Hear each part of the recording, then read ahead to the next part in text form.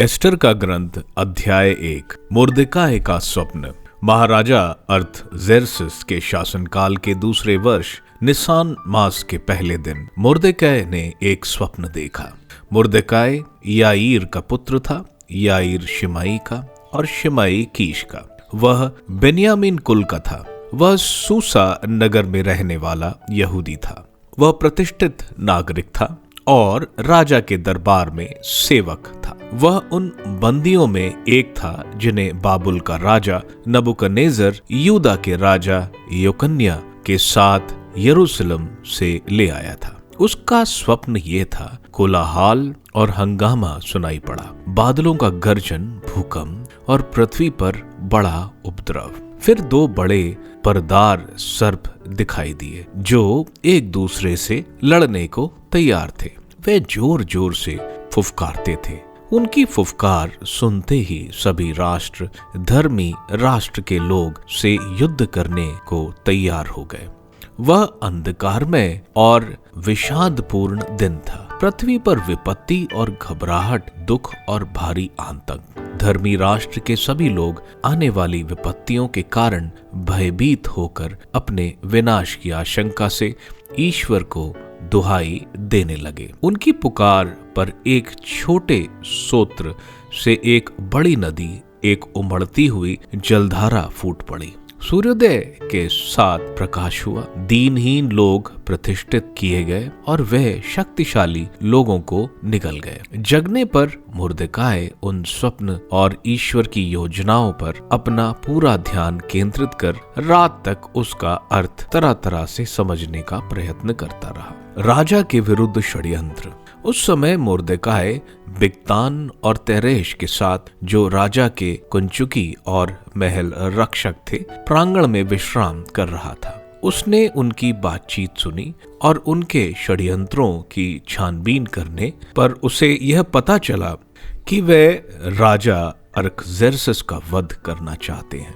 उसने राजा को उनके विषय में यह सूचना दी। राजा ने उन दोनों कंचुकियों से पूछताछ कराई और उनके दोष स्वीकार करने पर उनका वध कराया। उसने इस घटना का उल्लेख वर्णन ग्रंथ में कराया। स्वयं मुर्देकाय ने भी इसे अपने लिए लिखा। इसके बाद राजा मुर्देकाय को राजकीय सेवा में नियुक्त किया और पुरस्कार के रूप में उसे उपहार दिए। हमदाता का पुत्र आगामी हामान, जो राजा का प्रिय पात्र था, मुर्देकाय और उसकी जाति के लोगों को उन दोनों राजकीय कंचुकियों के कारण हानि पहुंचाने का विचार करने लगा। राजकीय भोज अर्थजेर्सस के समय की घटना है, जिसने भारत वर्ष की सीमा से इथियोपिया की सीमा तक के 147 प्रदेशों पर राज्य किया था। जब वह सूसा के किले में अपने सिंहासन पर विराजमान था, तो उसने अपने शासन के तीसरे वर्ष अपने सब उच्च पदाधिकारियों और दरबारियों, फारस और मेदिया के क्षत्रपों, कुलीनों और प्रदेशों के राज्यपालों को अपने यहाँ एक महाभोज दिया। वह बहुत दिनों तक, अर्थात 180 दिन तक उन्हें अपने यशस्वी राज्य की संपत्ति और अपनी महिमा की भव्यता और प्रताप दिखाता रहा। भोज के दिन पूरे हो जाने पर राजा ने सूसा के सब निवासियों, क्या छोटा क्या बड़ा, को निमंत्रण किया और आदेश दिया कि राजकीय भवन में लगे बगीचे में 7 दिन के भोज की तैयारी की जाए। वहाँ चांदी की छड़ों में और संगमरमर के खंभों में बैगनी रंग की छालटी की डोरियों पर सफेद सूती पर्दे टांगे थे और नीले रंग की झालरें लटक रही थीं, तथा लाल, सफेद, पीले और काले संगमरमर के फर्श पर सोने और चांदी के पलंग रखे गए थे। अतिथि सोने के विभिन्न प्रकार के पात्रों से पान करते थे। राजकीय वैभव के अनुरूप भरपूर अत्यातुम मदिरा परोसी जा रही थी। कोई पीने के लिए बाध्य नहीं किया जाता था, क्योंकि राजा ने अपने महल के सब पदाधिकारियों को आज्ञा दे रखी थी कि उन्हें प्रत्येक अतिथि का मन रखना चाहिए। वष्टी द्वारा राजा की आज्ञा का उल्लंघन। रानी वष्टी ने राजा अर्थजेर्सस के महल में स्त्रियों को भी एक भोज दिया। 7वें दिन राजा अर्थजेर्सस मदिरा पीकर आनंद मग्न था। उसने अपने यहाँ सेवा करने वाले 7 कंचुकियों को अर्थात महुमान, बिजाता, हरबोना, बिगता, अबगाता, जतैर और करकस को आज्ञा दी कि वे रानी वष्टी को राजकीय मुकुट पहने राजा के सामने ले आए। वह सभी लोगों और क्षत्रपों को उसका सौंदर्य दिखाना चाहता था क्योंकि वह बहुत ही सुंदर था, परंतु रानी वष्टी ने कंचुकियों द्वारा प्राप्त राजा के आदेश पर आना अस्वीकार कर दिया। इस पर राजा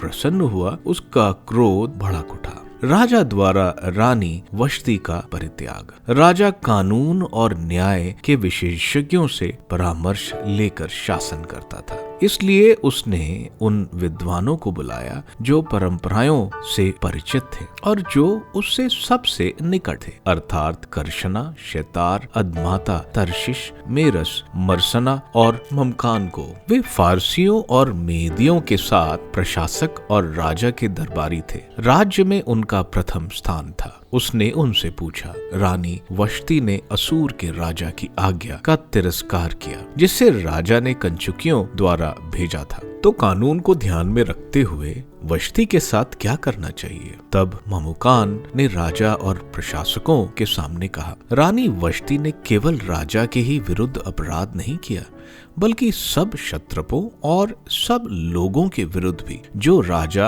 अर्थजेर्सस के सब प्रदेशों में रहते हैं। रानी की यह बात सब स्त्रियों को मालूम हो जाएगी और इससे वे अपने पतियों को यह कहते हुए तुच्छ समझने लगेंगी कि राजा अर्थजेर्सस ने रानी वष्टी को अपने सामने आने की आज्ञा दी थी, लेकिन वह नहीं आई। आज ही फरास और मेदिया की महिलाएं रानी के व्यवहार के संबंध में सुनेंगी और वे राजा के सब क्षत्रपों से इसी प्रकार कहेंगी। इस तरह तिरस्कार और विवाद उत्पन्न होगा। यदि राजा उचित समझे तो राजा क्या दी जाए और वह फारसियों और मेदियों के विधि ग्रंथों में लिखी जाए जिससे वह रद्द ना हो सके, अर्थात वष्टी फिर कभी राजा अर्थजेर्सस के सामने न आ सके और उनका राजकीय पद एक अन्य महिला ग्रहण करे जो उनसे अधिक योग्य हो। यदि राजा का यह निर्णय उनके सारे राज्य में, जो बहुत विस्तृत है, सुनाया जाएगा तो सब पत्नियां